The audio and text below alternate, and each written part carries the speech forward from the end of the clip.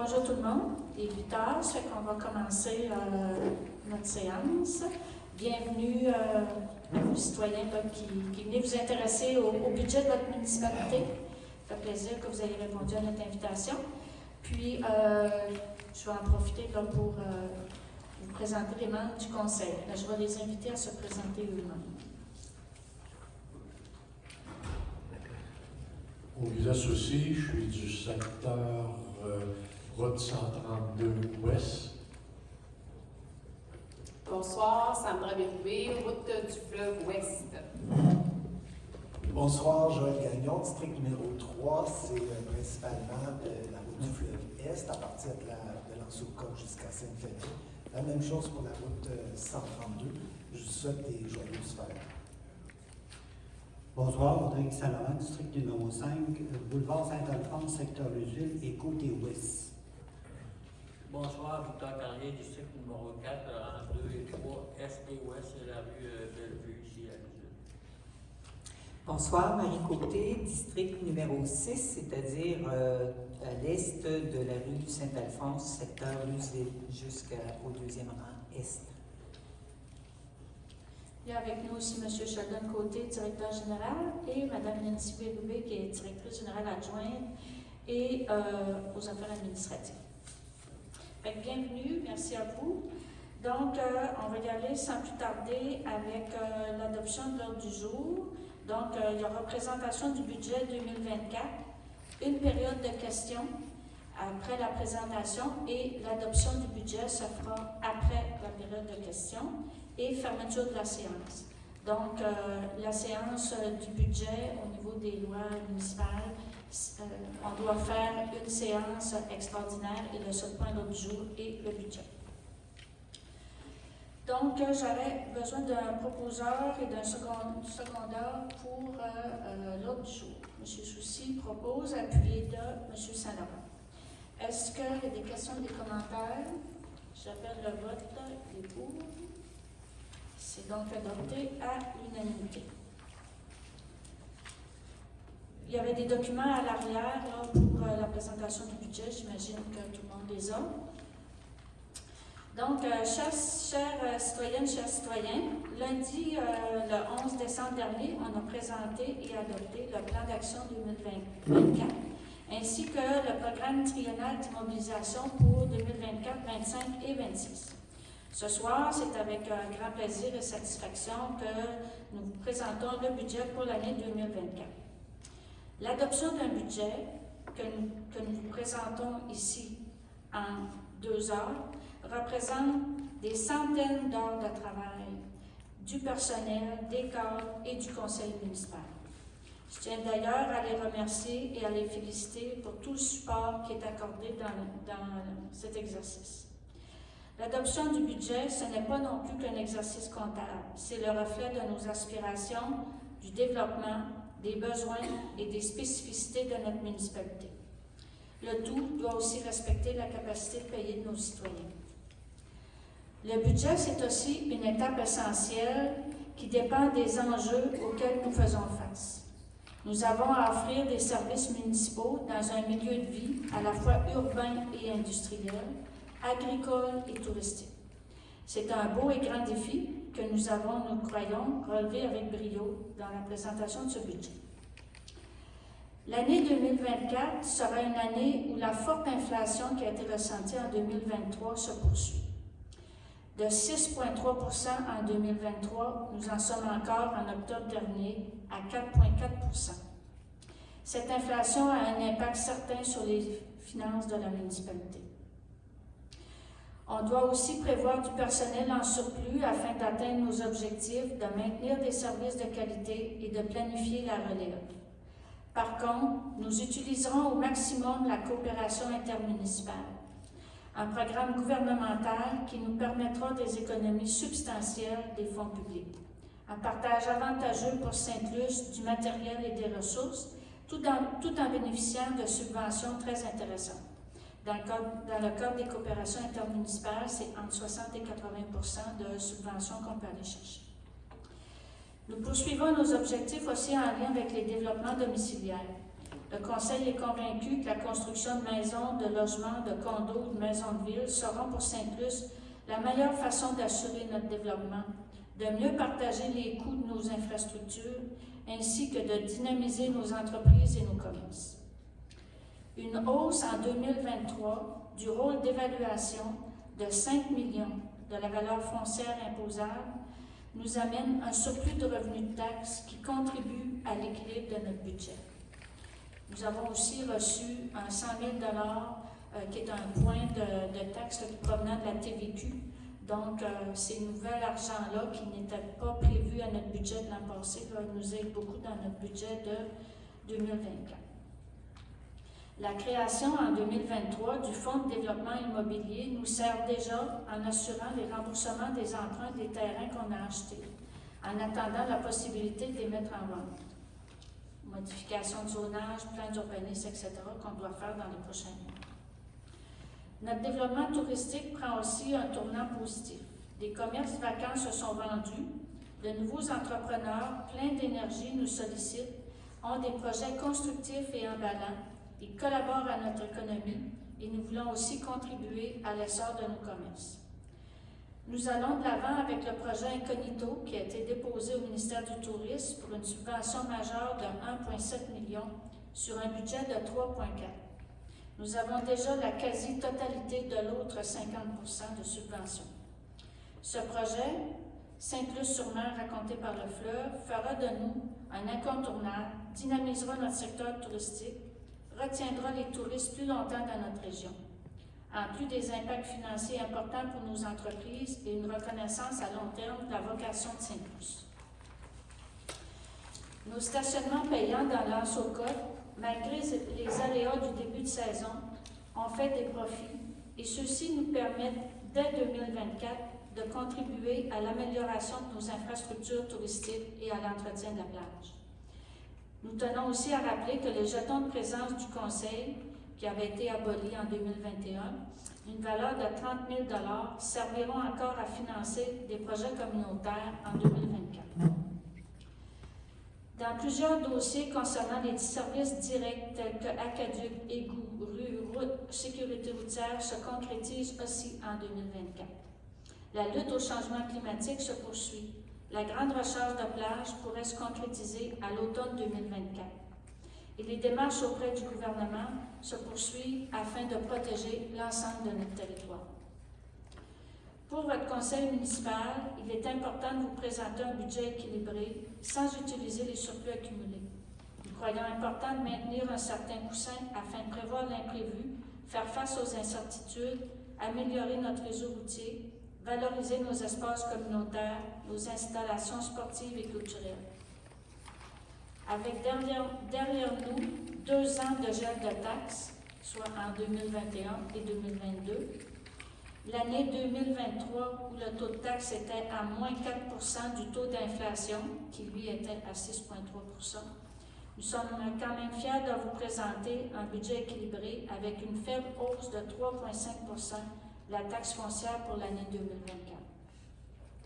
Ça représente une hausse de 0,357 sous du 100 $ d'évaluation, soit un taux qui passe de 1,018 à 1,0537 du 100 $ d'évaluation. Pour ce qui est des taxes de service, le coût 2024 chargé pour les citoyens concernés sera le coût réel. Pour l'Aqueduc, le coût est de 147,31 $, soit une baisse de 3,4 %. Pour les égouts, le coût est de 150,05 $, une hausse de 14 %.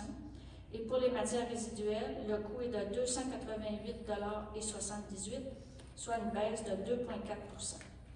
Au niveau des matières résiduelles, il y a vraiment un gros effort qui a été fait au niveau de la MRC, parce que le service, c'est un service qu'on a là, au niveau de la MRC. Donc, dans ce dossier-là, il y avait des surplus accumulés qui ont été mis justement au niveau des matières résiduelles pour éviter ou faire diminuer la hausse. Le présent conseil ne souhaite pas reléguer à plus tard au futur conseil ses responsabilités et ses obligations. Nous avons fait nos devoirs, nous sommes fiers dans la conjoncture actuelle lorsque nous nous comparons aux autres municipalités de vous présenter un budget 2024 avec une hausse de taxes foncières très responsable de 3,5 % qui assurera une qualité de vie toujours croissante et satisfaisante à notre population. Fait que sans plus tarder, je vais y aller avec la présentation du budget pour l'année 2024. Fait qu'on commence avec les revenus. Donc, revenus sur la taxe foncière, 3 039 705 $. La tarification pour les services municipaux, 987 859 $. La tarification pour le service de la dette, 162 881 $ pour un total de taxes de 4 190 445 $. Les paiements tenant lieu de taxes, donc les édifices qui sont gouvernementaux, gouvernement du Québec, 36 085 $. Immeubles des réseaux, 41 988 $. Gouvernement du Canada, 4 121 $, pour un total de 82 194 $. Au niveau des transferts, ententes et partage de frais, transfert de droits, 140 340 $. Le transport, 557 839 $. Hygiène du milieu, 182 390 $, pour un total de 880 569 $. Au niveau des services rendus aux organismes municipaux, pour la sécurité publique, 8 500 $, transport, 3 145 $, pour un total de 11 645 $. Les autres services, stationnement payant, 65 500 $, hygiène du milieu, 15 000 $, aménagement, urbanisme et développement, 5 000 $, loisirs et culture, 82 210 $, pour un total de 167 710 $, et un grand total pour les services rendus de 179 335 $. Au niveau de l'imposition des droits, 199 900 $, amende d'intérêt, 68 000 $, revenu éolien, 298 498 $. C'est un montant qui nous vient de la MRC. Les autres revenus, 22 000 $ et affectation du Fonds de développement immobilier, 17 439 $, pour un total des revenus de 5 938 400 $. Au niveau des dépenses, dans l'administration générale, le conseil municipal, 176 215 $, application de la loi, 38 052 $, gestion financière et administrative, 507 248 $, le greffe, 5 000 $, évaluation, 93 746 $, gestion du personnel, 1 000 $, autres au niveau professionnel, 90 900 $. Pour un total, au niveau de l'administration générale, de 912 161 $. Au niveau de la sécurité publique, la Sûreté du Québec nous coûte 255 885 $. Sécurité incendie, 776 096 $. La sécurité civile, 4 649 $. Sécurité incendie, 276 093 $. Okay. Sécurité civile, 4 649 $. Autres, qui sont nos brigadiers, 39 810 $, pour un total de la sécurité publique de 576 437 $. Au niveau des transports, la voirie locale, 512 028 $. L'enlèvement de la neige, 512 724 $. Éclairage des rues, 19 000 $. Circulation et stationnement, 69 032 $. Transport en commun, 75 988 $, pour un total de 1 188 772 $. Au niveau de l'hygiène du milieu, eau et égout, l'administration, 28 306 $, approvisionnement et traitement en eau, 119 330 $, réseau de distribution d'eau, 94 890 $, traitement des eaux usées, 124 591 $, réseau d'égout, 47 185 $, pour un total de 414 302 $. Au niveau des matières résiduelles, cueillette et transport, 107 856 $, l'élimination, 282 240 $, les matières recyclables, 74 568 $, le traitement, 96 655 $, les matières organiques, 52 805 $, pour un total de 614 124. Entretien du cours d'eau, 11 256. Santé bien-être, 8 180. Aménagement, urbanisme et développement. Aménagement, urbanisme et zonage, 131 181. Industrie, commerce, 100 359. Tourisme, 44 207. Promotion, urbanisme et développement, 69 267. Projet communautaire, 30 000. Donc, le total pour l'aménagement, urbanisme et développement, c'est 375 014 $. Loisirs et culture, au niveau de l'administration, 154 581. Gymnase, pavillon des loisirs, 61 460. Patinoire extérieure, 35 434. Plage, promenade, quai, 83 174. Parc et camp de jour, 122 018. Autres, qui sont les supralocaux, les différents événements, 105 626. Salle Louis-Philippe Antil et autres locaux, 79 859. Les bibliothèques, 22 690. Et Voisins solidaires, qui est un programme du gouvernement, 1050 $ pour un total de 665 892. Au niveau des frais de financement, la dette à long terme au niveau des intérêts, 288 528. Frais de financement, 18 857 pour un total de 307 385. Et la conciliation des fins fiscales, remboursement en capital, 806 700. Remboursement au fonds de roulement, 58 177. Pour un total de conciliation des fins fiscales de 864 877. Qui fait un total de dépenses de 5 938 400 $. Donc, les dépenses sont égales aux revenus, avec l'augmentation, comme je vous disais tout à l'heure, de 3,5 % de la taxe foncière. J'ouvrirai une période de questions.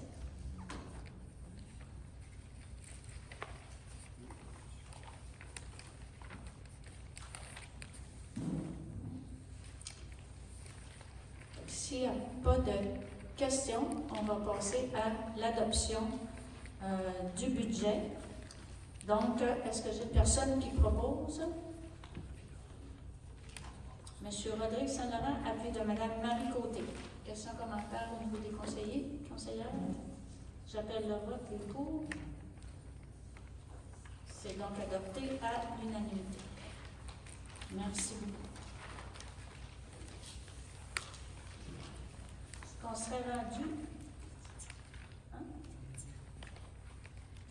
Ah, excusez. Ça prend un proposeur pour la fermeture et un appuyeur pour la fermeture du conseil. M. Carrier, appuyé de M. Saint-Laurent. J'appelle le vote pour la fermeture. Et pour? C'est adopté à l'unanimité.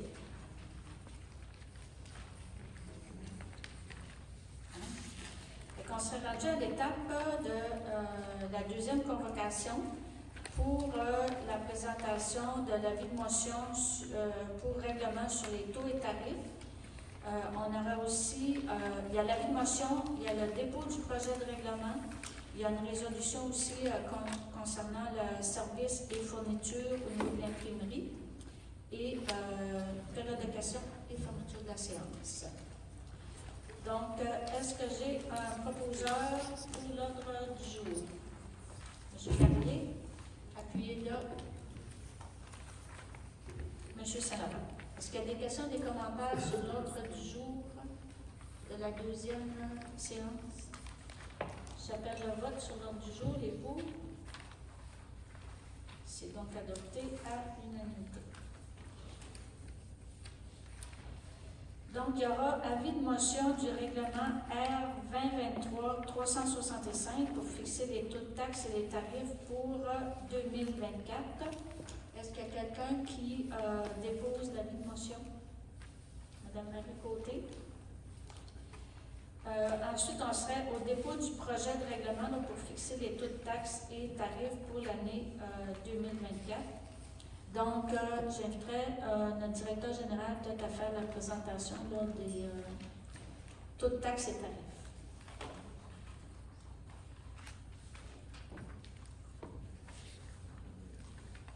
Bonjour. Donc, pour le règlement numéro 365 pour fixer les taux et tarifs pour l'année 2024.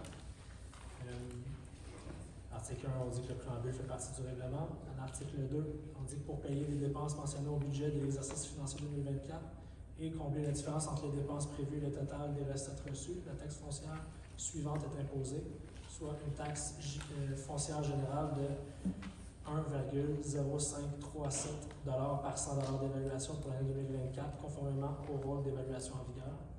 Article 3, pour les tarifs pour les services d'aqueduc, qu'un tarif annuel soit exigé et prélevé pour l'exercice 2024 de tous les usagers du service d'aqueduc, pour un logement de 147 $ et 31 sous, pour les commerces et industries de 188 $ et 86, pour les piscines de 83 $ et 10 sous, pour les fermes de 188 et 86, pour les résidences pour personnes âgées et ou handicapées, 45 et 34 à résident, pour les terrains de camping de 32 et 11 par roulotte, pour l'ouverture ou la fermeture d'entrée de service d'aqueduc.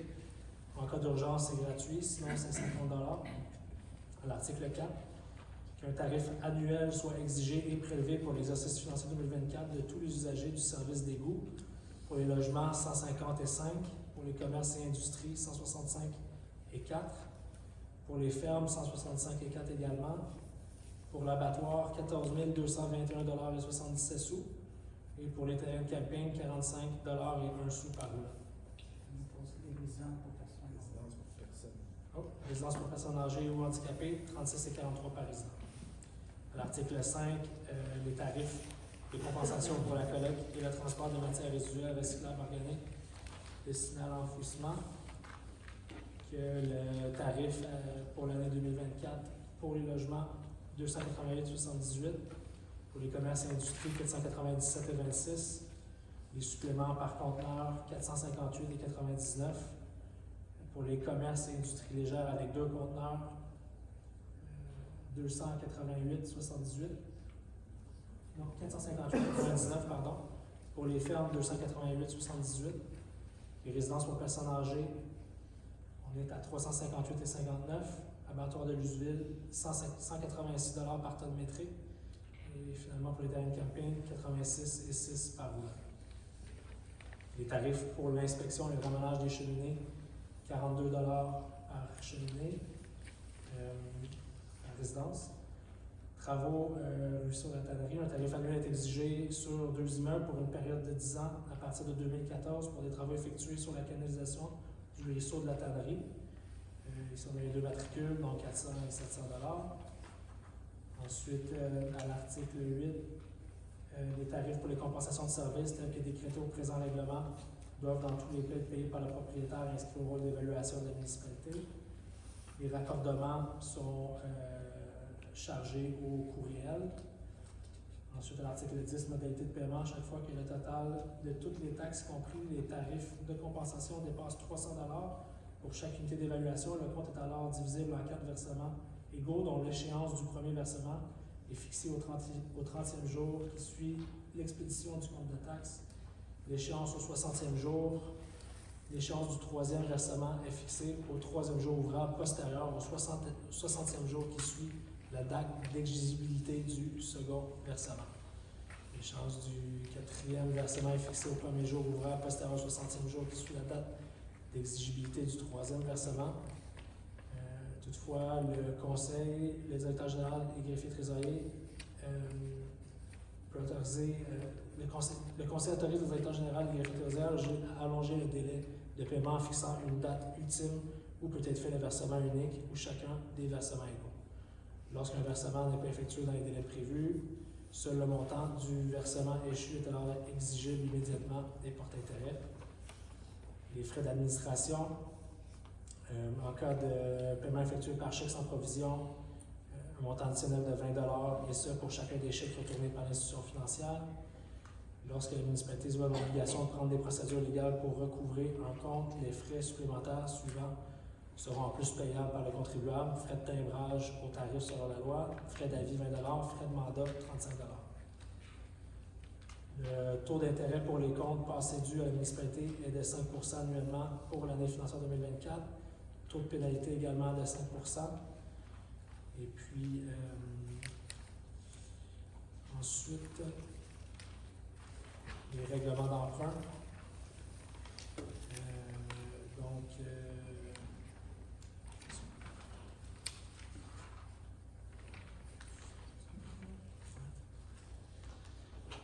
Donc, on a le règlement pour la pérennité des étangs de Luzeville à 0,0127 par 100 d'évaluation.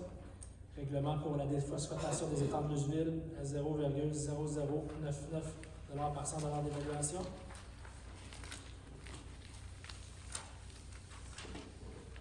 L'abattoir à 1977,90.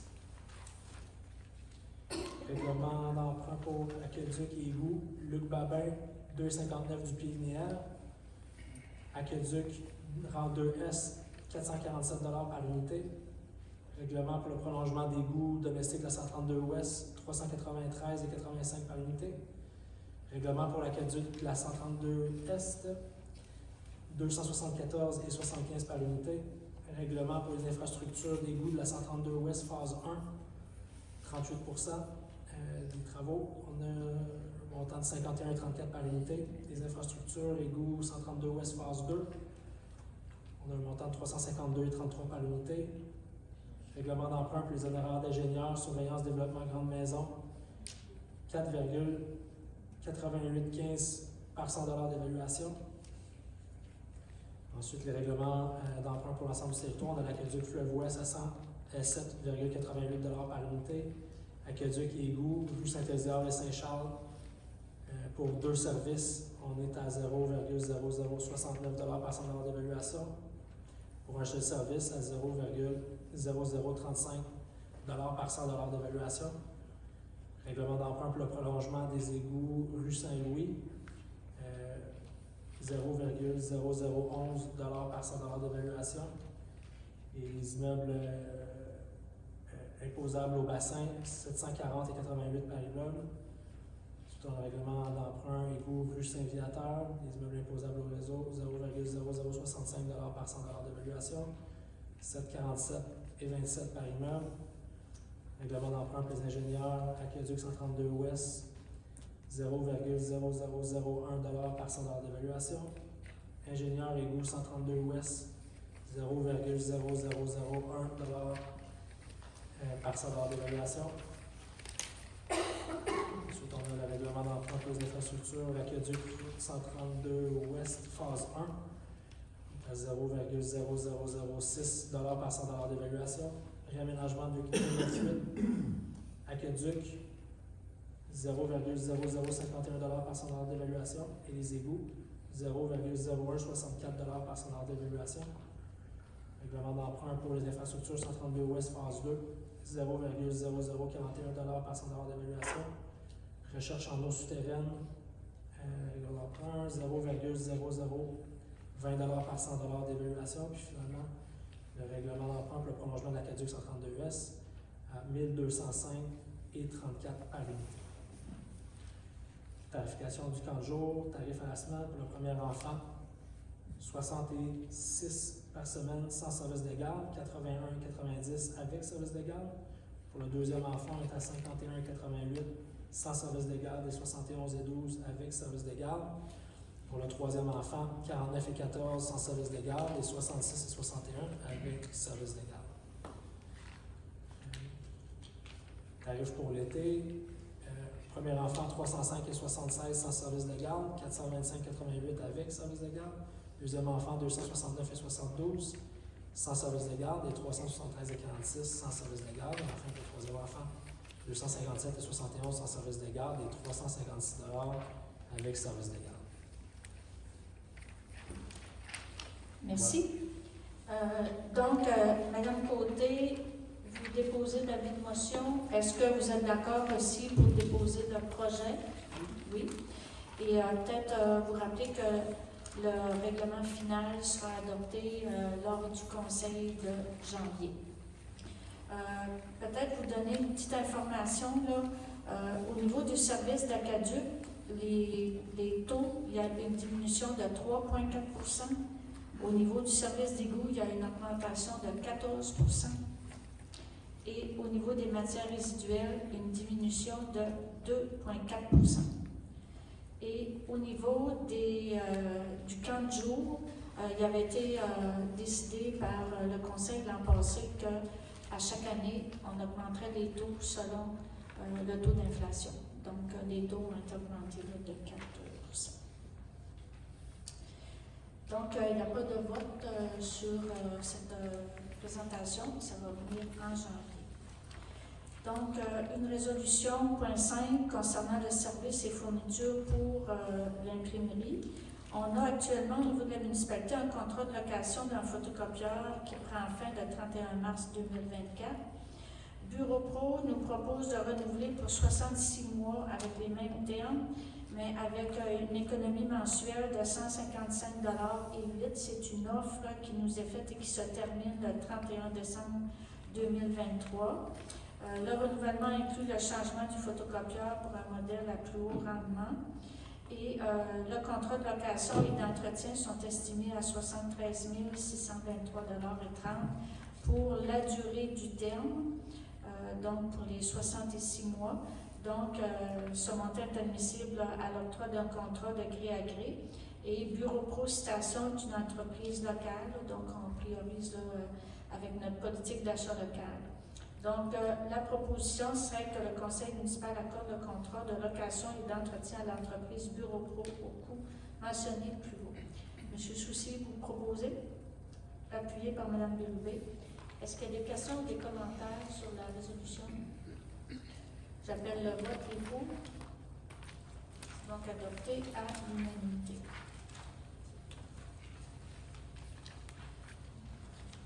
L'autre résolution, c'est pour la mise en place d'un tirage d'un panier cadeau d'une valeur de 150 $. Parmi les gens là, qui vont créer leur profil sur notre nouveau site web.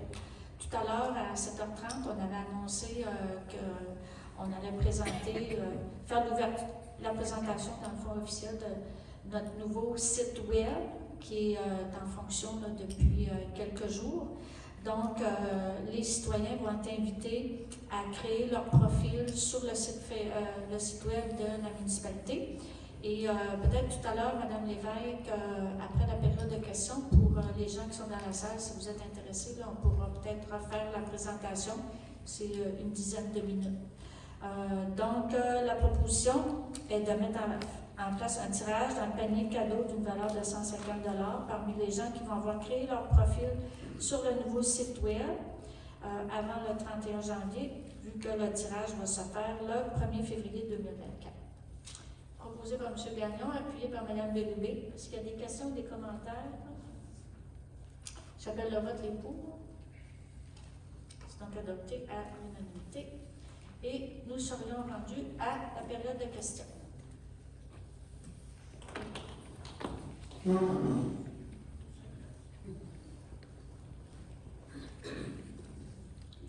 Gaston Godreau. Bonjour. Bonjour, bonsoir, bonjour. Bonsoir. Quand vous avez parlé de 5 millions pour l'intégration municipale en 2023, c'est-tu un nouveau rôle qui rentre en vigueur en 2024 ou c'est un nouveau rôle qui est appliqué en 2023? Non, c'est des nouvelles maisons qui se sont construites, des rénovations qui ont été faites, c'est la mise à jour. Et pour le prochain rôle d'évaluation va se faire en 2024 pour entrer en vigueur en 2025. 2025, ok, bon, c'est pas ça, parce que 3%, à ce moment-là, ça a du bon sens. L'autre question que j'allais vous poser, concernant la taxe d'égout, la taxe pour les égouts aqueducs pour les résidences, personnes handicapées ou RPA, personnes âgées, c'est marqué temps par résident. C'est selon le nombre de chambres disponibles, selon le nombre de résidents. On prend l'exemple, pavillon d'usine, on a 24 chambres et 24 résidents. Ça veut dire que c'est selon quelqu'un qui en aurait plus, ça le 100, ça serait 100 fois le montant. C'est ça. C'est ça. Puis c'est que les autres personnes qui ont peut-être 2, 3 ou 4 des petites résidences, c'est fait la même chose probablement aussi selon le nombre de résidents. Oui. Bon, ok, parfait. Merci. Plaisir. Pas d'autres questions? Donc, on va procéder à la fermeture de la séance. Est-ce que j'ai un proposeur? Monsieur Soucy, appuyé par Madame Béoubé. Question commentaire? Ça fait le vote, les pour? Donc, adopté à l'unanimité. J'aimerais peut-être, Madame Lévesque, si vous voulez venir faire la présentation du site web. Et comme on l'a mentionné dans les séances antérieures, le conseil municipal, la séance est fermée, mais si jamais vous avez des questions à nous poser, des opinions à nous faire, on reste disponible pour jaser avec vous.